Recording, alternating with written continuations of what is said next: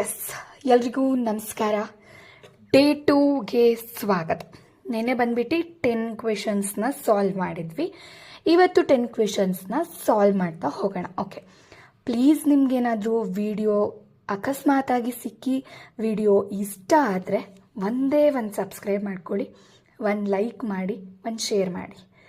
ನನಗೆ ಹೇಗೆ ಯೂಸ್ಫುಲ್ ಆಗ್ತಿದೆ ನಾನು ಓದಿ ನಿಮಗೆ ತಿಳಿಸ್ತಿರೋದು, ಅದಕ್ಕಿಂತ ದುಪ್ಪಟ್ಟು ಬೇರೆಯವ್ರಿಗೆ ಹೆಲ್ಪ್ ಆಗುತ್ತೆ ಅಂತ ಹೇಳ್ತೀನಿ.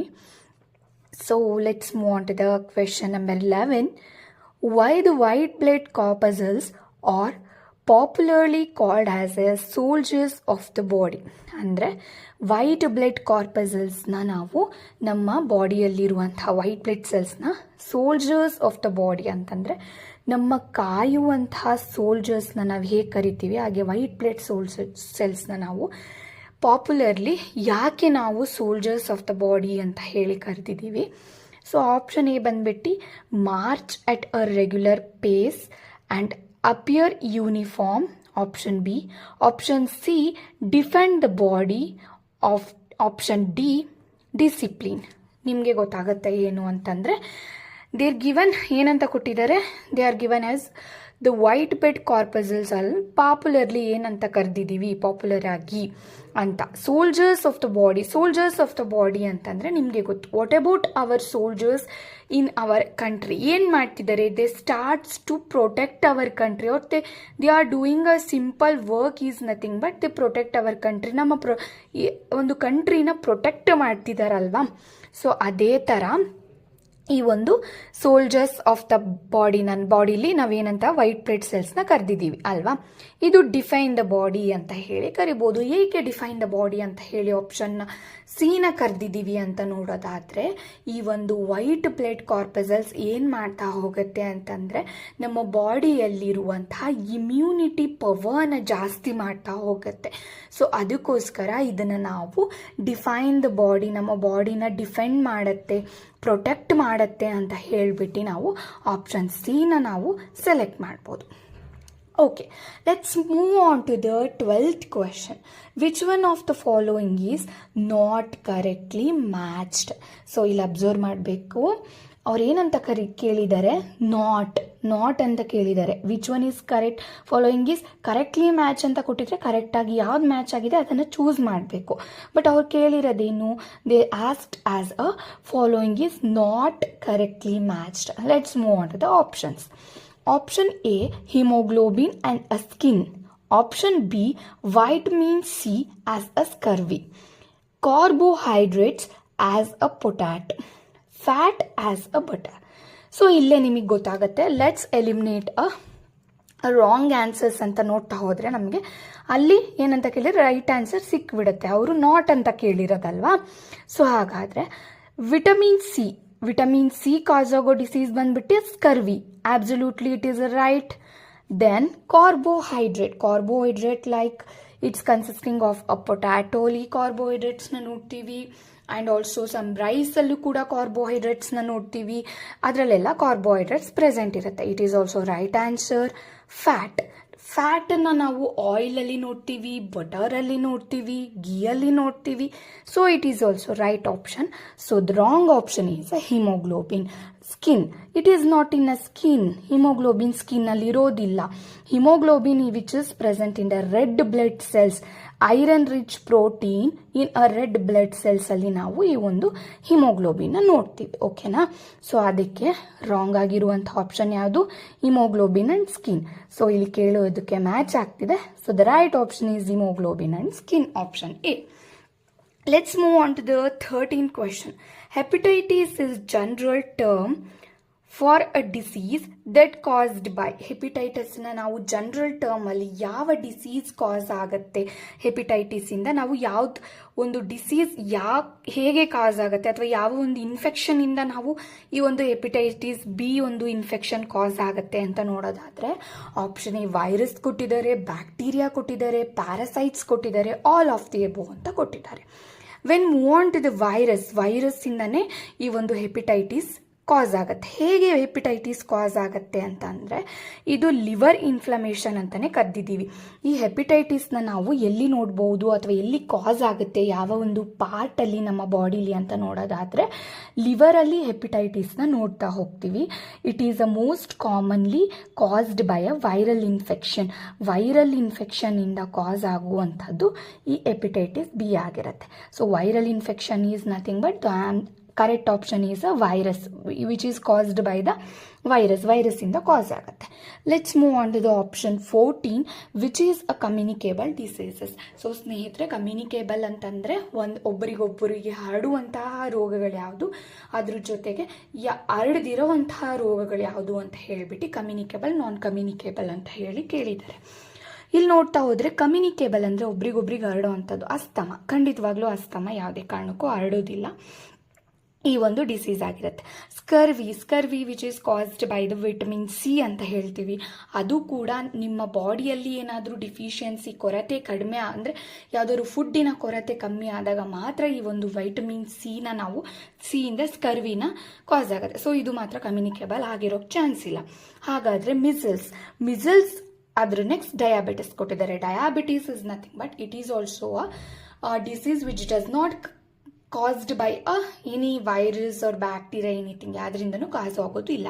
ಇದು ಕಾಸ್ ಆಗೋದು ಬಂದ್ಬಿಟ್ಟು ಮೇನ್ಲಿ ಆಗಿ ಹೆರಿಡಿಟೀಸ್ ಆಗಿರ್ಬೋದು ಅಥವಾ ನಮ್ಮ ಬಾಡಿಯಲ್ಲಿ ಇನ್ಸುಲಿನ್ ಪ್ರೊಡಕ್ಷನ್ ಆದಾಗ, ಈ ಥರ ಆದಾಗ ಈ ಡಯಾಬಿಟೀಸ್ನ ನೋಡ್ತಾ ಹೋಗ್ತೀವಿ. But the option C measles is a right option. ಹೇಗೆ madam measles is a right option ಅಂತ ಕೇಳ್ಬೋದು. These measles is caused by the virus spread ಆಗ್ತಾ ಹೋದಾಗ ಏನಾಗುತ್ತೆ, ಮಿಸಲ್ಸ್ ಕಾಸ್ ಆಗುತ್ತೆ. ಸೊ ಈಗ ಮಿಸಲ್ಸ್ ಅಂತ ಕನ್ಸಿಡರ್ ಮಾಡೋಕ್ಕಿಂತ ಈಗ ವೈರಸ್ ಅಂತಂದರೆ ನೀವು ನಾರ್ಮಲ್ ಆಗಿ ಗೊತ್ತಾಗುತ್ತೆ. ಈ ಕೊರೋನಾ ವೈರಸ್ ಎಲ್ಲ ನೋಡಿರ್ತೀರ ಅಲ್ವಾ, it is a communicable disease ಅಂತ ಕನ್ಸಿಡರ್ ಮಾಡಿಬಿಟ್ಟು ಕ್ವಾರಂಟೈನ್ ಅಂತ ಎಲ್ಲ ಇಟ್ಟಿದ್ರಲ್ವಾ ಒಂದು ಸೆಷನಲ್ಲಿ, ಅಂಥ ಟೈಮ್ಗಳಲ್ಲಿ ನೋಡಿದ್ದೀವಿ ಅಂತಂದಾಗ ಈ ಮಿಸಲ್ಸು ಕೂಡ ಒಂದು ವೈರಸ್ಸಿಂದ ಸ್ಪ್ರೆಡ್ ಆಗುವಂತಹ ಒಂದು ಡಿಸೀಸ್ ಆಗಿದೆ. ಹೇಗೆ ಸ್ಪ್ರೆಡ್ ಆಗುತ್ತೆ, ಕಾಫ್ ಆಗಿರ್ಬೋದು, ಸ್ನೀಸಿಂಗ್ ಆಗಿರ್ಬೋದು, ಒಬ್ಬರಿಂದ ಒಬ್ರು ಕಾಂಟ್ಯಾಕ್ಟ್ ಮಾಡೋದ್ರಿಂದ ಈ ಒಂದು ಏನಂತ ಹೇಳ್ತೀವಿ ಮಿಸಲ್ಸ್ ಕಾಸ್ ಆಗುತ್ತೆ. So the right option is a measles ಅಂತ ಹೇಳಿ ಕರಿ. Okay, let us move on to the 15th question. Which one of the following is not correctly matched? Tuberculosis, lungs. Option B, filera, lymph nodes, encephalitis, heart, leukemia, blood cells. So ಇದಕ್ಕೆ ಆಪ್ಷನನ್ನು first solve ಮಾಡ್ತಾ ಹೋಗೋಣ ಒಂದೊಂದನ್ನು. So the tuberculosis is nothing but a disease which caused by the mycobacterium tuberculosis which cause to the ಲಂಗ್ಸಿಗೆ ಕಾಸ್ ಆಗುತ್ತೆ. ಲಂಗ್ಸಿಂದ ಬೇರೆ ಅದರ್ ಪಾರ್ಟ್ಸ್ಗಳಿಗೂ ಕೂಡ ಇದು ಸ್ಪ್ರೆಡ್ ಆಗ್ಬೋದು. So it is a right option or correctly matched ಅಂತ ಹೇಳ್ಬೋದು.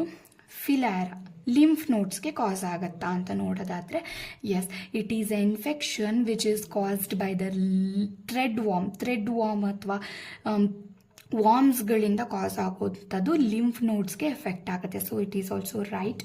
ಅಥವಾ ಲಿಂಫ್ಯಾಟಿಕ್ ಫೆಲಾರಿಸಿಸ್ ಅಂತ ಹೇಳ್ಬಿಟ್ಟು ಒಂದು ಇದರಿಂದ ಕಾಸ್ ಆಗುವಂಥದ್ದು. ಸೊ ಅದರಿಂದ ವರ್ಮ್ಸ್ಗಳೇ, ಸೊ ಅದಕ್ಕೆ ಇದು ಲಿಂಫ್ ನೋಡ್ಸ್ಗೆ ಎಫೆಕ್ಟ್ ಆಗುತ್ತೆ. So it is also a right option ಅಂತ ಹೇಳ್ಬೋದು.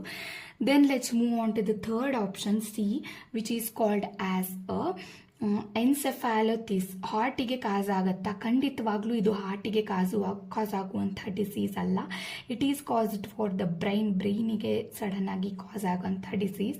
It is also called as a viral infection ಅಂತ ಹೇಳಿ ಕರೆದಿದ್ದೀವಿ. So it is a wrong option. ಇಲ್ಲಿ ಕೇಳಿರೋದು ನಾಟ್ ಕರೆಕ್ಟ್ಲಿ ಮ್ಯಾಚ್ಡ್ ಅಂತ ಹೇಳ್ಬಿಟ್ಟು. Let's move on to the last option, leukaemia blood ಸೆಲ್ಸ್ಗೆ ಖಂಡಿತವಾಗ್ಲೂ ಬ್ಲಡ್ ಸೆಲ್ಗೆ ಮ್ಯಾಚ್ ಆಗುವಂತಹ ಡಿಸೀಸ್ ಬಂದು ಈ ಲ್ಯುಕೇಮಿಯಾ ಆಗಿರುತ್ತೆ. ಇಲ್ಲೇ ನೋಡಿ ಸಾಲ್ವ್ ಮಾಡಿದ್ದೀನಿ. After the blood which it is affected to the blood and bone marrow by generating excess of immature white blood cells. excess of immature ಆಗಿರುವಂತಹ ಒಂದು ವೈಟ್ ಬ್ಲಡ್ ಸೆಲ್ಸನ್ನು ರಿಲೀಸ್ ಮಾಡಿಬಿಟ್ಟು ಈ ಲ್ಯುಕೇಮಿಯಾ ಬ್ಲಡ್ ಸೆಲ್ಸ್ಗೆ ಮತ್ತು ಬೋನ್ ಮ್ಯಾರೋಗಳಿಗೆ effect ಆಗುತ್ತೆ. So ಇದು ಕೂಡ right option. So the correct option is option C, encephalitis, which does not caused for the heart, it is caused for the brain. ಕೆಳಗಡೆ solve ಮಾಡಿದ್ದೀನಿ.